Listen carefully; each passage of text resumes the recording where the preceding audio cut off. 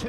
Eckes down the backstretch, and they have crashed in turn 2, and that will bring out the caution, and that will mean that Corey Heim is the winner. The restart deemed good by NASCAR, and the finish great for Corey Heim. You know where all of that came from for Heim? It was the decision on Kraus to pick in 4th spot.